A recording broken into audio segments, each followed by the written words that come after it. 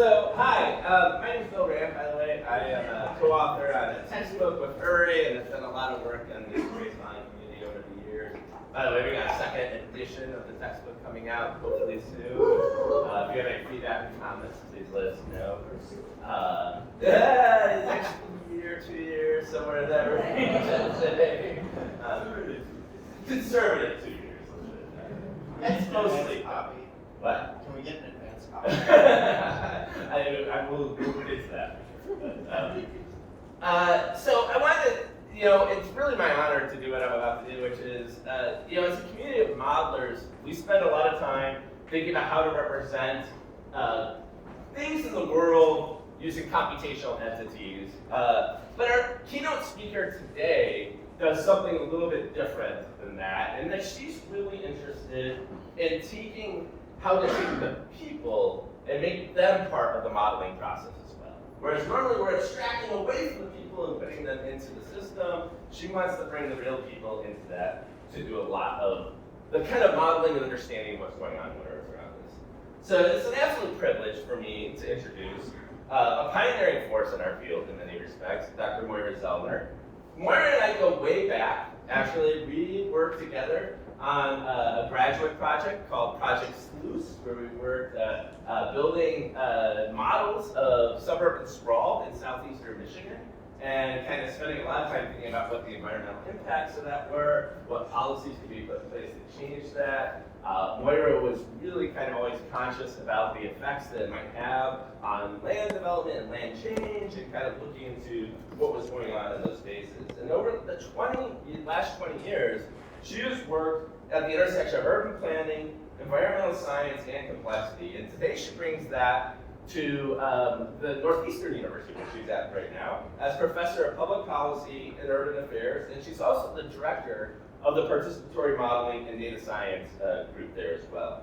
But what truly defines Moira's work in this space is her work on participatory modeling. And for those of you who are not familiar with participatory modeling, it's this great way that we can bring human involvement into the modeling experience, help humans self-define the model and the agent expressions that are being constructed within the computer. It allows you to get the model in the hands of stakeholders, activists, decision makers, and allow them to experience firsthand what the consequences of their decisions are within the modeling environment. Instead of treating the modeling as an ivory tower, Moira uses NetLogo to bring the models to the masses in many ways, to bring it to the people who are making decisions about what's going on in the real world, and to whom decisions that policymakers are making are going to directly affect, right? And so as a result of that, she really builds it up both in the US and internationally, proving that modeling can be a powerful tool for helping express and educate the people around us about what they're doing and how their governments and their public policy actors affect them in any way. So please join me in welcoming someone who reminds us all of the human impact behind the data, my longtime colleague and friend, Moira Zellner.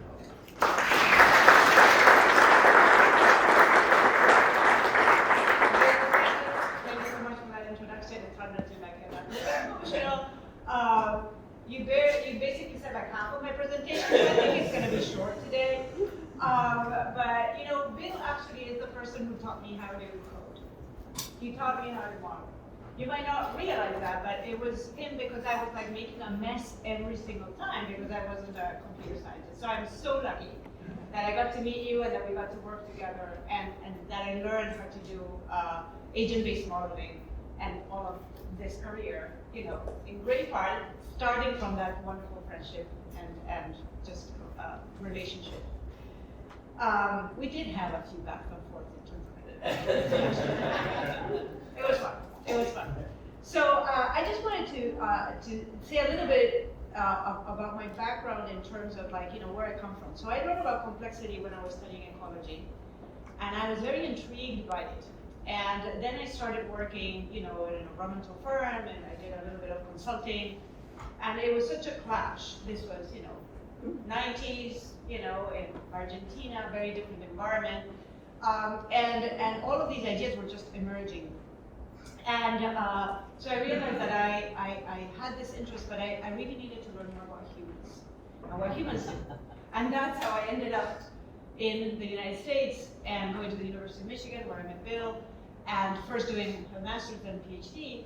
And I was really intrigued by the fact of, that there was a Center for Studying Complex Systems there, and there was a good planning school, a good, natural sciences school as well. And so it had a lot of the things that I was looking for. But agent-based modeling wasn't yet, a thing. It was coming up, but it wasn't yet a thing, even though, of course, Bob Axelrod and others there were developing it on the social sciences side of things. So just to give you like a sense of like where I come from and how I ended up doing what I do. I don't have to explain this to this crowd, right? But this is part of like what I was interested in terms of policy making. If we know that a system is complex, the future is not a straight line, right? It could go in many different trajectories. And if we know what those bifurcation points could be, then we have a clue of like where interventions might matter, right? That's where policy comes in, or planning comes in. So if we understand socio-ecological systems as complex systems, then we can think of representing them explicitly. This is from my dissertation, so I know that it looks kind of clunky right now. We probably have much better ways of making these drawings. This was almost 20 years ago. But to me, what was interesting about this work was that, again, this was very new for planning on policy, and I think it still is. It's not something that we can say that these tools are a mainstream tool in planning on policy. They're not. They're still not. 20 years into it, they still are not. But what I thought was powerful was like how we could have this ability of representing these spatial dimensions explicitly, and how they could interact with each other and with actors who have rules making decisions about how they use the land, how they use water. I was doing groundwater sustainability project. But what was most interesting to me at that point also was that when I was doing this dissertation, it was in Southeast Michigan, it was in Monroe County, and I was working with the county planners. And when I was developing these models, I was developing it with them. So I was explaining and just saying like, okay, how do people make decisions? And they're like, okay, this and way and that. They would send me data, what they knew. And so I was creating these agents and their rules in ways that when I communicated with them, they're like, oh, yeah, I get what you're doing. And when I showed them simulation results, we could talk about what they meant, and they would get it. I'm like, this is so much better than mathematical modeling in terms of like, that I have a problem with, right? All those Greek letters, I don't know what to do with them. Well, most people don't know what to do with them, right? Or how to make sense of them, but this was more metaphorical in a way. It's not that math modeling doesn't have its place, and it's not metaphorical. It's metaphorical in different ways, but it's not as accessible perhaps as thinking of rules, if then, right? And so that really got me thinking into like, how do we reason about complexity in decision making? And so what I was trying to engage people in this kind of modeling with me, some colleagues here have described me like, I'm not a speedboat, I'm a convoy. Like, I bring everybody with me. That's what I always want to do, right? But I had these conversations with my mentor, Scott Campbell, and over the years, and it's like these different roles that complexity plays in decision making and in planning. And so there's, of course, the acknowledgement. We live in a complex world, period. We don't do more than that, And it's like, well, that's kind of like not enough. We've got to go beyond the symptoms to really understand where this complexity comes from, to then be able to see like, where do we intervene and how? And so really trying to bring the agent-based modeling and into that process of understanding complexity as a dynamic thing, as a dynamic process. But that still is not enough. Sometimes we get there in some places, but if you think in most agencies, and most especially local agencies where they don't have these kinds of resources, this doesn't happen. Yet that is where the decisions happen, right? So we need to advance to this other stage where we really engage from, move from this analytical kind of perspective into the practice of really thinking of modeling with people and connecting the interventions with the outcomes, but together, for us to reason about it together. So really harnessing complexity for strategy, but we rarely get it. So if you know anything about decision making, this might look familiar, right? whether it's at the local level or federal level, you give testimony to Congress or whatever. There's people in a panel up there, right? And then there's an expert talking to the public. And then there's a line of people, usually unhappy, who are coming to the microphone to rant for 3 minutes, because not more than 3 minutes. And that kind of ends there. Sometimes there's no even that response. So this kind of fits with something that I thought about, again, almost 20 years ago, of we tend to do these things in parallel. They're two different worlds. There's a world of messiness, complex decision making. We've got all of these debates about policy, about values. Where do we want to go? Usually is up or bigger, right? And that then goes to the scientists and maybe the ivory tower, but maybe not. Maybe in the computer lab or whatever. But they're making their models, trying to be as precise and accurate as possible. Which creates then a situation where, in order to be as accurate as possible so that people believe us, we end up building black boxes that are really complicated to communicate. And so while there is maybe an exchange of information, it doesn't really allow us to question, why are we even wanting to go up? Maybe we should go sideways, okay? But why are we growing? Maybe we don't want to grow, but we never get that opportunity of having those conversations. And so what happens is, there are trade-offs. Somebody here, Charles, are you here in the audience? No? Oh yes, there you are. He has a poster on that. So every decision has trade-offs, costs and benefits, and for different people. So in a situation like this, where we have, out with oil, Chicago demands clean air. Oh, I didn't really realize that was from Chicago. There you go. And on the other hand, you've got people depending on the oil industry saying, or coal or whatever, fossil fuels, and saying that this is, for us, this is what keeps our livelihoods. So I ask you, who's wrong? Could they both be right? Is there something that maybe needs to be integrated here? Right? And how do we reconcile that? So this is where I had started, thinking of can we do this together? We need a process where we can come together and learn together about this complexity. In the workshop this morning, we were talking about the elephant and the blind man, right? We don't own the truth. We don't know what the truth is. We just have access to a partial part of reality that we share, but we never access it fully. So we need us all. We need each other to build richer pictures, and we can do that through modeling if we can do this together, and also then start questioning, why do we want to do X, Y, or Z even? Not just how do we get to X, Y, or Z, it's, do we even want to go there? So that we can have those kinds of conversations. So this part is the part that I'm going to skip because we explained it all. But essentially think of participatory modeling as this action for co-creation, formalized and shared representations, like what we bring, the part of the elephant that each one of us is accessing, right? And for decision making. And it has its promise to democratize science for social learning, collective deliberation.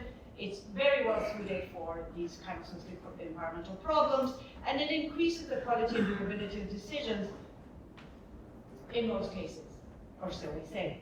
But it is challenging. It's not easy to do. It's still not easy to bring it to mainstream. It's not a standard thing that's oh, it's a software. I can just implement it. It's not like that. Everything changes with the problem, context, the urgency, the stakeholders that you are engaging, the power relationships that might exist. We need a broad range of skills that I can't do it all. You need to be able to facilitate, not just model, and you also need to evaluate what you're doing. How do we show evidence that this is an improvement, right? And then of course the constraints of funding and time. So, but one thing that I've learned is to go at the speed of trust. You cannot rush things when you're working with people. They have their times, they have their values. Let's not, stampede over them. Okay? So how do we address some of these challenges? challenges. So one of the things that I noticed, there has been a resurgence of knowledge co-production, right? And so, but what I see in the work is that it's either tool-oriented or engagement-oriented. So the work is usually in one or the other, not in both. So I see participatory modeling as a way to bring these two together. And how can we, what my questions are about, how can we make this more of a mainstream practice? And I think that a lot, and this is for you all, and this audience in particular, it's this tension between simplicity and realism, okay? So we need models that are accessible to people who are not modelers. We need models that are agile and flexible to create scenarios quickly and explore them quickly and do systematic exploration with them. We need visualizations that are intuitive for people, that can help with that kind of deliberation and compromise so that we don't get like the yes, no, and then we go nowhere, okay? And so like that, how do we change then the practices and institutions in order for this to become a mainstream practice? So this is based on some of the work that we did together in the Project Sluice. You've seen something like this. It's built with NetLogo. We did a NetLogo implementation. And in one of my first projects to do participatory modeling specifically, we were thinking of like, well, we're just going to teach people how to use these models and go through a progression from very simple to very more sophisticated and realistic models. And so starting with very simple rules of like, agents just deciding where they're gonna live in this exurban area. And I can tell you more about this project, like later, but essentially it's urbanization, right? And how it can change when people, the agents have different priorities, so the emerging, urban pattern, urbanization pattern is very different. Then overlay that with the groundwater flow dynamics and just look at the impact then of like the urbanization pattern on the water sustainability pattern and how it creates drawdowns. And so the households here in brown are the ones that are running out of water. And then adding, these interface elements to show like aggregate impacts of these things as well. And then becoming more and more realistic, right? We were doing this with a group in Illinois, actually.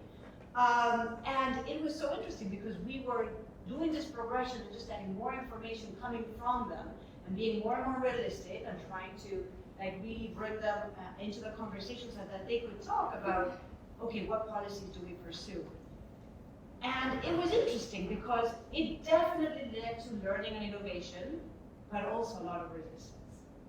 This was my big first failure, okay? I love failure. We learn a lot, and you've got to get used to it, okay?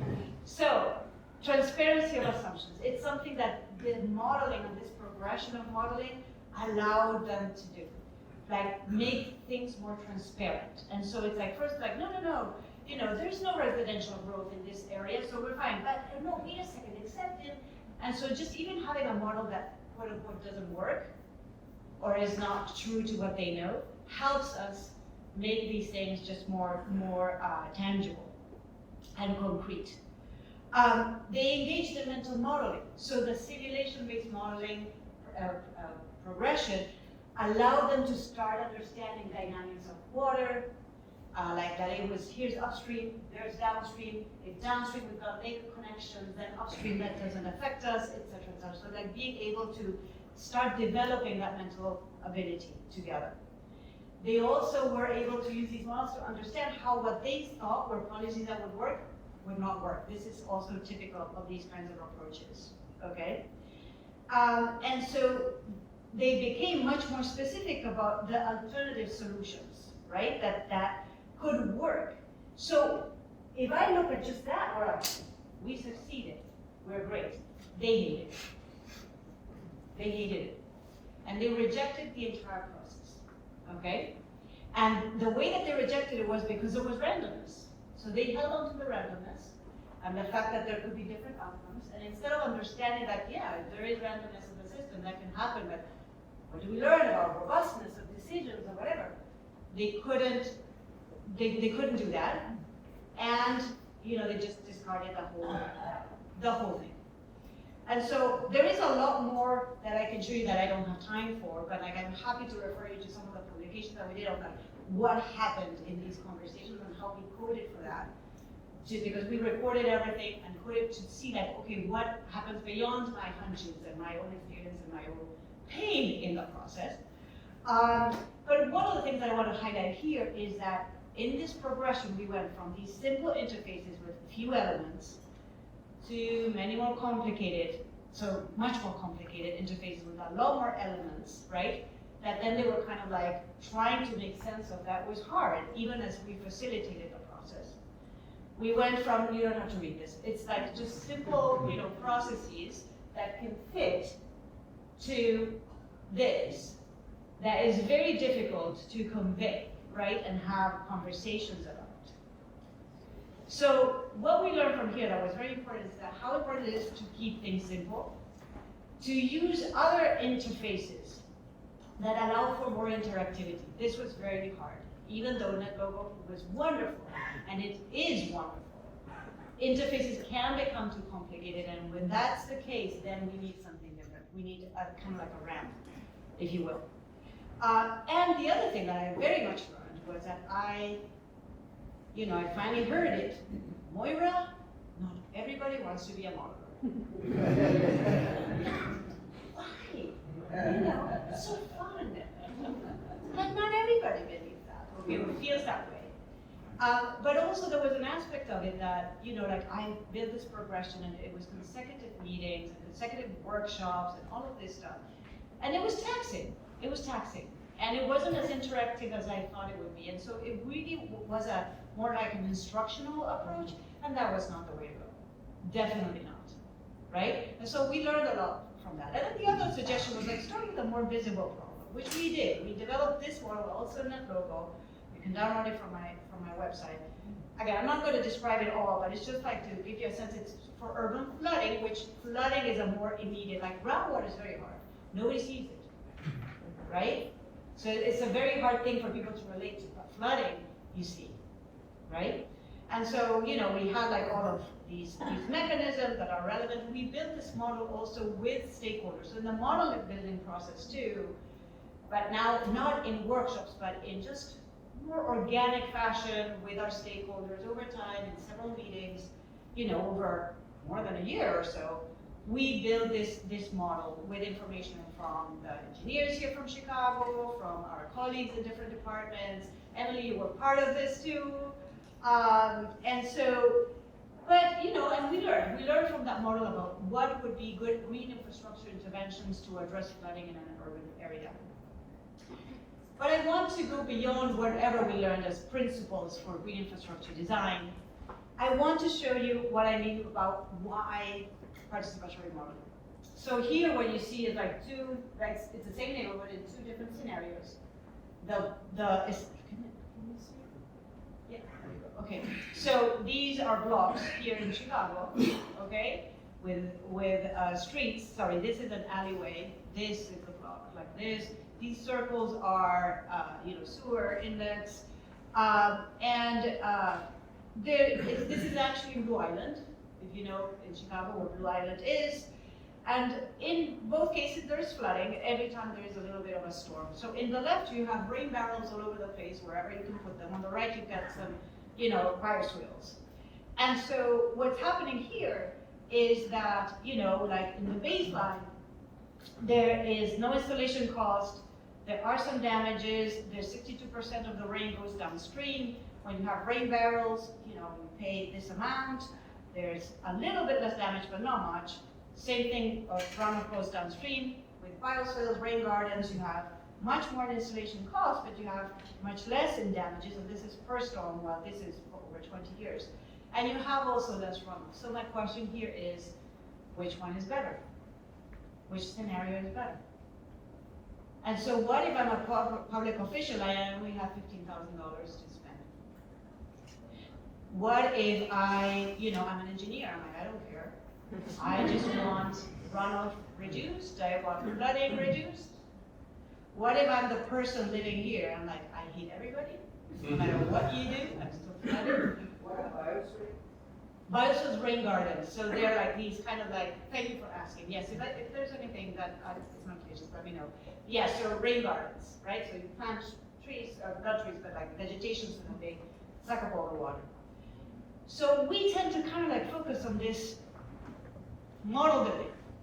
But participatory modeling has a lot more things to think about. So how we define that complex problem together, what concerns do we have, and how will we prioritize them?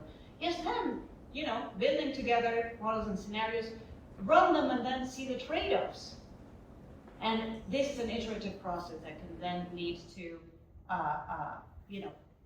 deliberation and negotiation. So I want to show you very quickly the platform that I built to be able to do that. And we have this proof of concept with a grid, and we're trying to create new ones.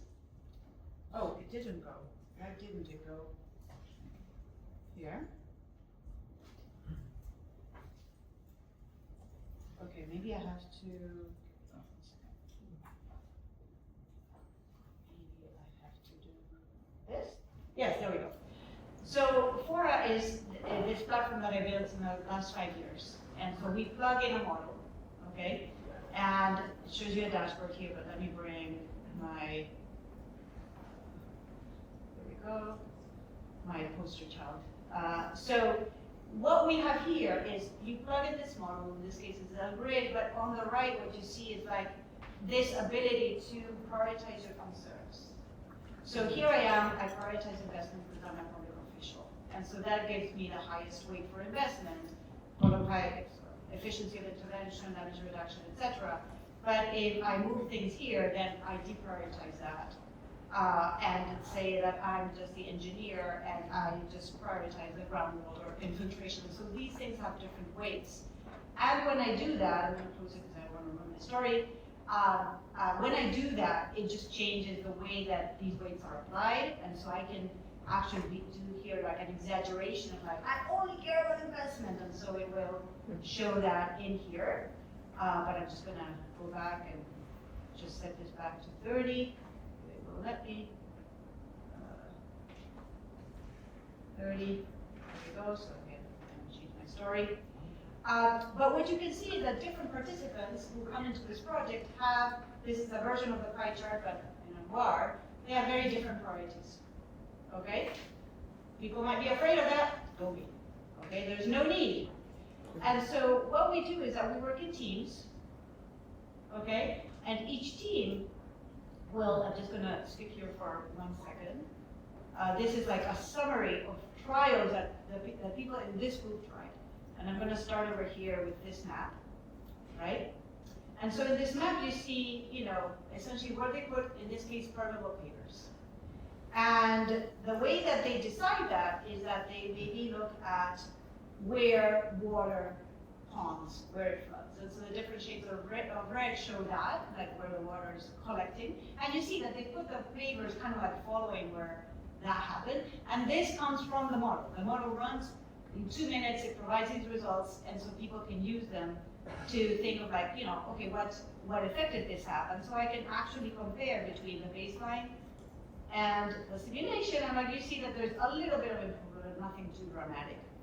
But I can go to here to the results of this particular trial, and I can see how much better it did compared to the baseline. I can see the simulation running. But that's not all. So in general, it's like, okay, these are great, better at these things, at infiltration, damage reduction, impact downstream. But I see here what these results are relative to the priorities that different people have. And so what you see is like Albert here, for example, loves it. He's the one who loves it the most. But these 3 people here don't like it at all, right? Because they value different things. What do we do with that? So they went back to learning. It's a facilitated process, and I can go back to the trials here and go look at their group. And so they essentially started learning about, okay, they looked at other groups that were doing, say, the biospheres, the rain garden. And they were seeing that they were getting good effects too. And so they started incorporating them. And you see that they have actually better results. So they did reduce damage, for example, but much more and so on. And then they learned more. And then this is their final trial. And you see that they actually have greater impact across more of the metrics because they were learning about planning and learning about priorities and trying to make a better job. And so this is where they started with the preferences, and what you see is that second trial, third trial, the bars are getting longer, meaning they're getting better at this. Not only that, the bars are also getting more even, which means that they're reconciling some of these trade-offs. So going back to this here, and then quickly going to this because I don't want to run out of time, is that this is not just about the tool, but also the facilitation structure. And again, I can talk later more about what that means, but essentially there is this structure that goes with it, and where the important part is setting your goals as a group. Given the different priorities, what is success to us? That was something that was key in this systematic approach to understanding, and setting, like being successful. But also the other thing is reasoning. Introducing reasoning into the process. When things don't work the way we expected, why? Using the data, using the simulations to try to understand why the results are not the way that we expected, and what can we do differently than next time. And so we iterate a few times. In the span of an hour, we can do this 3 times, something like this. So what we do, again, evidence of impact, because I don't want to say like, oh, this is great. We actually collect, the recordings, we transcribe them, we code them, and we try to see what's going on. And so they do learn about green infrastructure. The great thing about Fora is that you can actually capture all of the different iterations. You can see the evolution of their thinking, the evolution of their solution building. And so the one thing that I want to highlight here is one of the things that was super important that we discovered is how it would be a huge difference to set the experience as a learning experience over getting the right answer. I cannot emphasize that enough. The importance here is learning, not getting it right. Once you create a framework and a facilitator, like this most subtle thing, said like, we've got 2-3 chances to get this, oh my goodness, that completely paralyzed them. They could not explore, they could not learn because they just wanted to get it right. And so instead of just playing and interacting, they just wanted to get to the answer straight away, okay? And they missed the opportunity, right? Actually, when we learn, we get it right. And if we want to get it right, we won't learn and we won't get it right, okay? The other thing is like how they started to learn about also microspatial inequities, because having a simulation matters. I keep insisting on this. Some people say like, I don't need to know how the world works. I just need to know the results. Like, no, actually, it helps to understand the simulation. It helps to understand the flooding in this case and connecting it to how water flows through the landscape. You can't do that without simulation. They learn how to negotiate trade-offs. And the thing that I want to highlight here, like as I showed you before, that the bars become more even. And the other thing that I want you to understand or like to share with you is that you see the multiple colors in the bars? What that means is that it doesn't matter what we value. We might have completely different priorities. We can still agree. Okay? We don't have to give up our values to agree. So the other thing is that also for scientists, that there is no universal grand plan, right? As a scientist, you might think, oh, I want to address flooding. This is the optimal solution. You're wrong. Okay? Because people have other priorities, other things they value, and there is no universal solution. And this has led to then in innovating practices and thinking of like, seeing how people do shift from prior beliefs of what they think is going to work based on the simulations and the, the deliberations, how solutions become more and more concrete instead of like, oh, we need a green infrastructure. Like, no, we need this kind of infrastructure over here, over there, and then we need this other thing over there, right?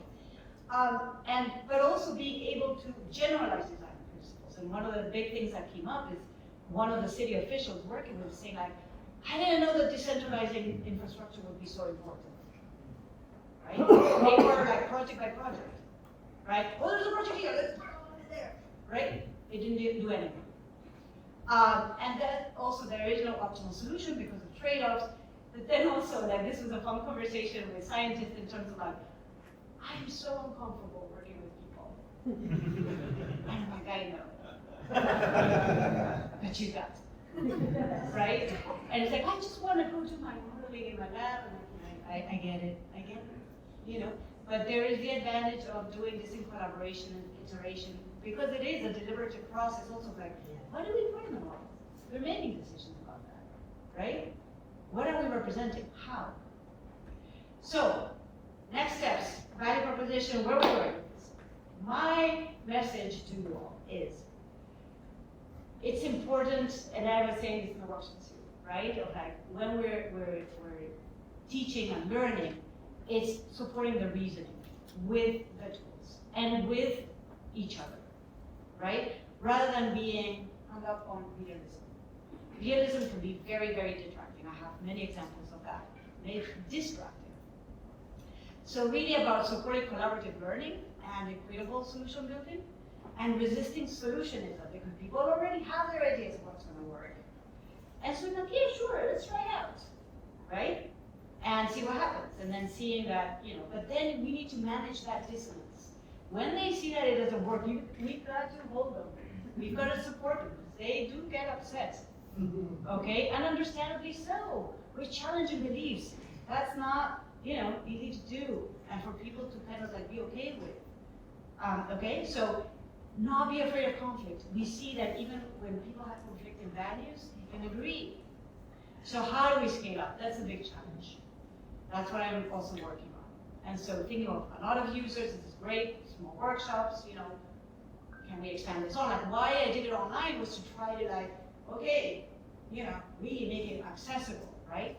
But that tool is not enough. Remember, we also need to facilitate this. We need to learn how to facilitate this. And that's another thing that I'm, you know, working on, and also learning on myself, right? Like, what am I going to teach about it? You know, and so meditation, improv, 2 great skills that I introduced in my class, okay? And then, you know, thinking of different models. So generalizing this to not just extensions of that grid that we're working on right now with heat, extreme heat, coastal flooding, but also different kinds of models. We're also working on some of these in terms of delta regions, agricultural water management, wildfire, and include other metrics that, you know, for example, reflect environmental justice. But more so than anything, which I'm also, you know, advocating for and working on, is working with communities. Not for, not to, not on, right? With. So, final thoughts, so that we have a little bit of time for Q&A. So, this is first and foremost about love. Okay? I know that it might be difficult in STEM, you know, to think about love, but we all are human and we all are capable of loving, and that's what drives this all. Otherwise, why are we doing what we're doing? Okay? It is about the people, it is about giving back. Okay? And so the first question of following a recipe or hosting a party comes from what's the difference between the two, right? This is not about following a recipe. Okay? We're hosting a party. It's a dance. It's an invitation. Okay? Failure is likely, as I told you before, but only if you define failure as we got to X result. If your goal is trial and learning, then you're successful. And with this kind of practice, you always learn. So you always succeed. So we've got to frame it in that way. Now, also though, as I was said, not everybody wants to do this. We've got to be open to just extend the invitation, but step aside until that invitation can be received, if ever. Okay? There's so much to do in this world, don't worry. You're never going to run out of, you know, work to do. So, but we cannot, you know, impose it. The other thing is like, trust your gut. There's a lot of intuition in this practice. You've got to develop that intuition for training. This is why I do meditation and improv. Okay? And I've also brought that not just to my participatory modeling class, but also to my modeling class. And people learn better. So I encourage you to try it out for yourselves, but also to bring it into the classroom if you're teaching. And the other important thing is slow down. I know we gotta push the yes, no, we can do things faster. Slow down. We go much farther, much faster, and together if we slow down. And for that, we also need a little bit of humility in the sense of like, we don't know it all. We are merely facilitators of this process. And even so, we can fail, catastrophically too. We don't know it all, okay? And have the patience. Have the patience to engage, but I can tell you, it is totally worth it. Totally, totally worth it. I've seen it even within one workshop, the transformative potential of this practice, how people engage in collaborative innovation and instead building on diversity and conflict rather than avoiding it and not talking to each other. But we need to really shift from the exclusive focus on tools to understanding how these tools and approaches improve this collaborative process of solution building and knowledge building.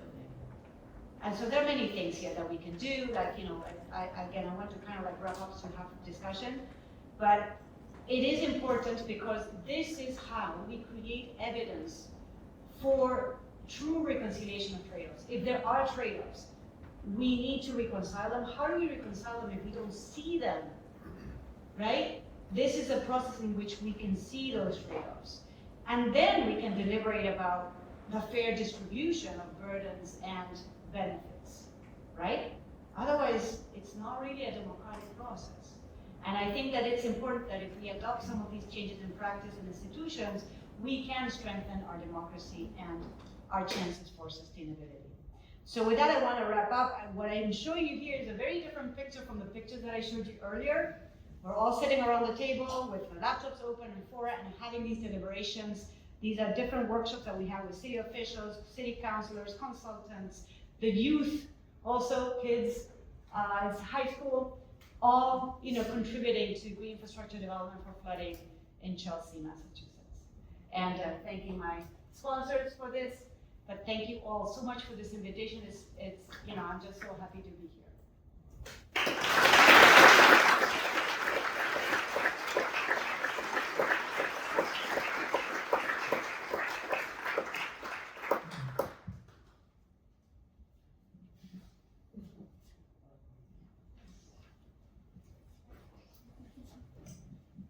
Hi, my name is Vanessa, and I do a little bit of participatory modeling with Indigenous communities in Maine. So thank you for your We got to talk after presentation. It's this. really great. Yeah. And one of my questions I have for you is, how do you go about communicating or designing communication material for participatory members to get meaningful collaboration and reconcile these different epistemologies they may have about rules and processes that you're trying to represent within that big model? Oh, that is a great question. And one of the things that I learned the hard way, and I'm also sharing because I made all of the mistakes. I don't want people to make the mistakes I made, But one of the things that I learned is like to really move away from that workshop setup, like very rigid in a way and structured, and it's very high stakes, and instead really just engaging in relationship building. It is really about relationship building. I've been starting to work with Indigenous communities. I'm hoping that I can do that in New England, starting in California because of collaborations and relationships there. But really slowing down, right? And just like being very humble but authentically so. I'm not humble because I need to be humble. It's because I also know my place, and I know, I have that understanding that in fact, I know that I know much less than the people in the community, right? All I can do is extend that invitation and start that conversation about how do they envision, this system? How do they envision like the process of like coming together to create a model? Do they even want one? I mean, maybe they don't. So why are we going to do that? So but just like really listening and being present, and to try to see like, what do we want to do together? Do we want something together? Like, do we want to do something together? And what does that look like? And we build it together, including the communication. And so I've been doing that, not with Indigenous people, but with communities in Roxbury, in Boston, and in Dorchester and in Chelsea, and really engaging in that process of co-design of the process itself, in addition to the co-design and building of the models that we're going to use, and then the explorations and all of that. I hope that answers your question. Thank you. Jacob is the boss. Yeah. Yes. Thank you. This is very interesting. I'm just curious, from a practical perspective, the app that you were showing, can you integrate it in that NetLogo model you've already built? Is it fairly flexible, or is it still kind of in early stages where it has to be done manually? Right. So right now we have, like, we built the API and everything, and it works seamlessly. And the idea is that we can replicate that with other models, but ultimately, if anybody knows that somebody with a fat checkbook, you know, that can help me out here, because what the vision is to generalize the platform so that you can just plug in any model. And so we have, like, all of the, you know, instructions to put whatever you need to put in your model so that it will work in Fora, and then everything else will be just like plug and play. So that's the vision for it. Not yet there. Yeah. Jacob, I think there's. Oh. It was funny you mentioned improv, because I was going to ask you before you mentioned improv whether there was a place for physical improv in this process. So can you say more about what you do with it? Yes, so essentially what I do is I train my students in it. So we do different improv exercises in class, and completely left field, right field, whatever, you know. And they just have to do it. I mean, they don't have to do it, you know, they can opt out, but they rarely do. I don't think anybody has opted out. And so it's about, like, engaging, being in the moment, and co-creating something together. And that becomes incredibly helpful in the situation where you are in the workshop, especially if you're working with teenagers, and they're like, and, you know, trying to, like, hey, you know, and, or, you know, they just want to do things one way, and they nudge, they try, but that doesn't work, and so then suddenly, like, okay, we've got to pivot. Okay, and they pivot. And so it's just developing that ability to go with it, to receive and then continue. But do you do it with community members? I mean, with the people? So if they want to, sometimes we do, like, visioning processes or other kinds of processes. I'm also into data theater. And so, you know, if they want to do something like that, we do that too. Like, I'm all open to art, you know, improvisation, different kinds of interventions like that really just help create community and you know, create creativity. But you don't force it. No, of course, I never do. No, never. Only to my students.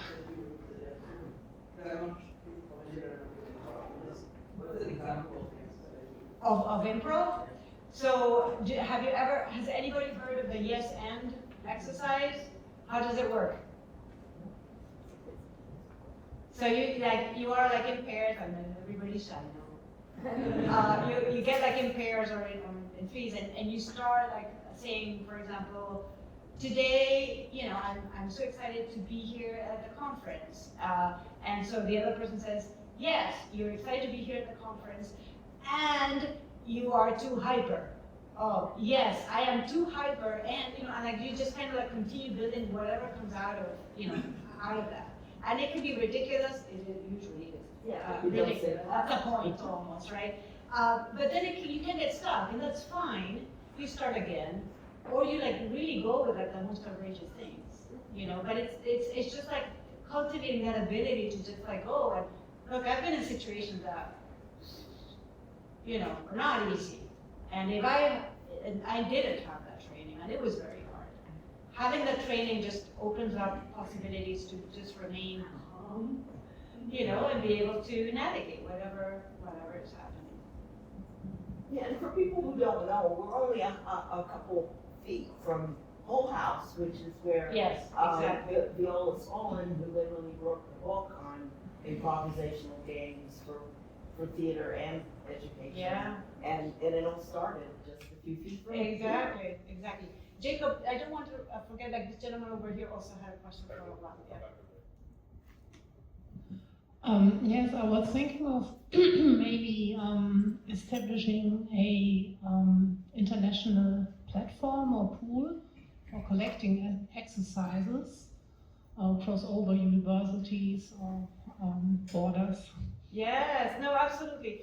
There is a platform, so back in 2015, 2016, a group of participatory modelers, because when I started doing this, I thought I was the only one. I was not. But in 2015, 2016, a bunch of us got together. We were funded by NSF to get together as a sync. I don't know if people are familiar with that center in Annapolis and Maryland. And we got together and wrote a whole bunch of articles that came out of that. Some of them I cited today. But the nice thing that also came out of that, even though it has been a little bit quiet lately, is that there is a participatorymodeling.org website where some of us are there, and just a little bit of a description of who we are. So, like if anybody is doing participatory modeling, like if you want to join and just be part of that and just see who else is there. But it's been a little bit quiet in the last few years. I think people just got very busy. Yeah. Yes. It's to me, an absolutely beautiful process that really engages and gets different viewpoints and steps back and looks at the big picture. My question is, you certainly need to have the decision maker in this group. Absolutely. So many decisions today, and I'm a scientist, and science is like, no, another opinion. I know. And so how do you deal with decision makers that are kind of ideologically motivated and kind of reality? Oh my gosh. So I've dealt with those, but this was 10 years ago, so now the context is a little bit different. So I think that this is the only way. Because I think that engaging in this way, and again, carefully, mindfully, slowly, but engaging in this way, I think is a way that people can really see. And I have an example, not with this tool, but with causal loop diagramming. And two people who are on opposite sides of the spectrum, I wanted to try this out. One, and I'm like, okay, can we do a class exploration together? I knew that they were in completely different sides. Okay, yeah, sure. Okay, what do you want to talk about? Like, what do you want to? Gun control. That's a loaded one. No pun intended. I seriously said that. I'm like, oh my God, okay. So just trying to bring them into drawing the causal linkages that create the complexity of this. And it was again like a beautiful, blind man and the elephant thing where they were thinking about the issue very, very differently. But then we found a way to connect the visions. And then they started saying things like, I don't disagree with that at all, with each other. They were actually starting to agree. And me, I tried to stay outside of the positioning, right, of where I was in the spectrum. But I started to understand what the person that I disagreed with, I'm not gonna say who, was trying to say. I'm like, oh, I see their point. I see their point now. And then they were saying oh, so you mean that this is a way that we can have a voice? Like, yeah, this was 40 minutes of this, okay? So in 40 minutes, they got to agree with each other. They were happy that they had a voice. And in general, that's what I've seen in these kinds of processes, that seeing their knowledge represented makes a huge difference. So there needs to be some form of validation. They know what they know. We need to also respect that. And hopefully with that, create the respect for what we know. Right? Thank you for the great talk.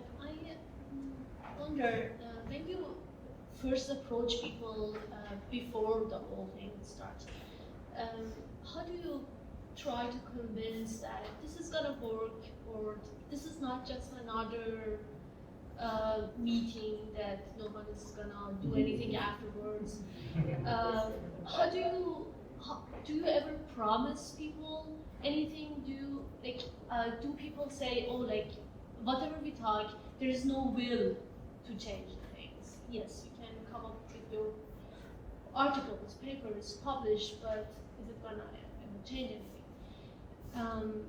And also on a follow-up on his question, do you ever get very tension, very stressful sessions that people leave, or Oh, yeah. how do you deal with those kind of situations? Yeah, we do. The one that I showed you, the first one, we had like one of the sessions was the blow up. We named it that. Yeah, no, that happens, but I don't do that kind of stuff anymore, right?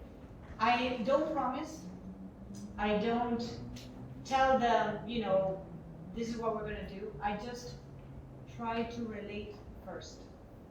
It's relationship building first, an authentic relationship building, because I really care, right? I come across people all the time, and so like I listen. And then suddenly it's like, oh, something comes up, hey, you know what? How about, would you be interested in this? Okay, let's look at it in more detail. And it's kind of like a spiraling out process. And it's not just spiraling out of, connecting with more and more people, it's spiraling out of the process itself, of a co-evolutionary process that it's like, just grows, right? But it has to be together. It's not something that I'm like, here is a product that I can offer you. It's not that. It's really just inviting people to the party. Yeah. I think there was something. Oh, yeah, Blake. Blake. I just thought I'd point out, this is not an academic exercise too. I've been at these tables in a town making land use policy. So it looks very much like this. Yeah. Setting is the high school cafeteria. We go into breakout groups. Yes. We sit there and discuss, and are there real. The interesting thing, what I wanted to ask is what's usually going on is there's a directive coming from higher authority, we will call it a state, which remains unnamed. But the framing of that is, I find, do you ever deal with this? Like the framing of how the problem is dropped down into this group, that is going to make some compromises and stuff, but how the upper level entity transmits what it wants, what its objectives are, I think is important to us little entity getting to the solution. Actually, these groups do meet, they break up, and we come back together. This is very realistic to reality. Absolutely, It is exactly absolutely. In the pieces that I've worked on lately, especially and with Fora, it's not things that have come up from a higher up directive. It actually are bottom up. And so, this is about, communities feeling, so for example, one of the things that I did with the high schools, I facilitated then a meeting with the policy chief of the city of Boston. She said, I want to hear from the youth. I'm like, you want to? I've been working with them. Do you want to meet them? And she said, sure, yeah. And she came. And the students, I was so amazed and proud of them because I didn't talk. I just, facilitated. They were like presenting stuff and not necessarily things that the city official wanted to hear. But they stood their ground and they had learned like what it took to do the things that they wanted her to pay attention to. And they had done the research and they had done the modeling. And they're like, no, we can explain to you why this is important. And they were very calm, very and they just sat there and said like, this is what we like, because you know what? We are inheriting this problem. We're gonna have to take care of it. And so we need you to do X, Y, Z. And so that was amazing, and it came from them. It didn't come from above. I think that in the back, and then. Okay, well, we'll have two more questions. We're going to be a couple minutes late, and then we'll go to lunch. Hey, Moira. Excellent. One of your initial slides when you talked about complexity and reasoning, and you use the terms acknowledgement to analysis to planning, stage 3. Uh-huh. And do you look at the system itself, that participatory event, as when it's in a complex regime? So it could be not enough interaction, too much interaction. But, just like the forest fire, when it gets into the complex 59%, Yeah. where it supports computation.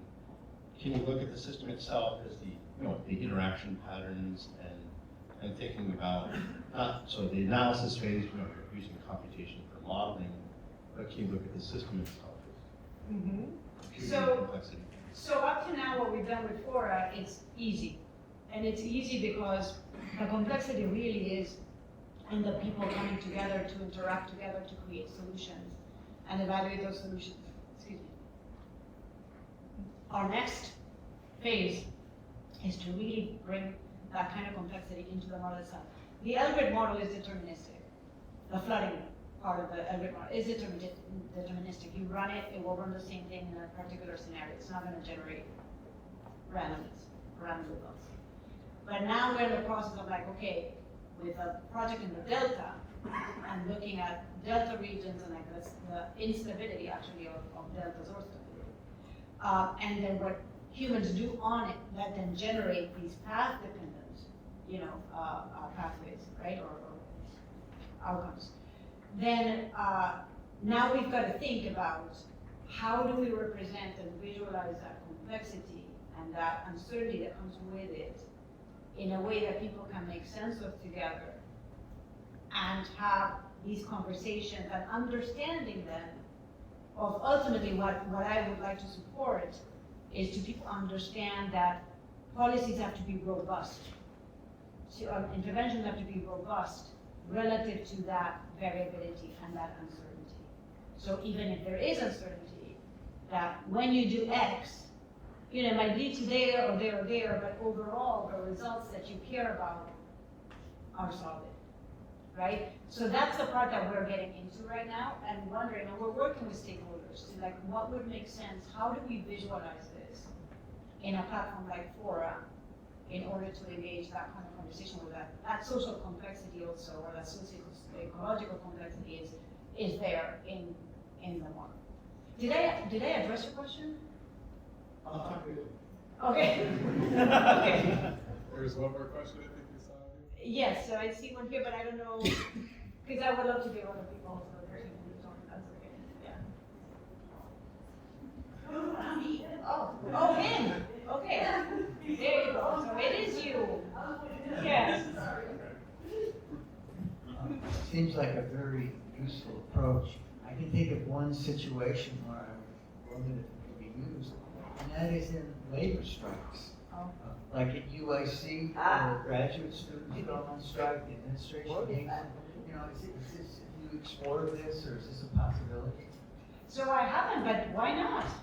If we had a model of that, just, embedding it in Fora and just like, so the vision is that you could embed it in Fora, it has certain outputs and certain inputs.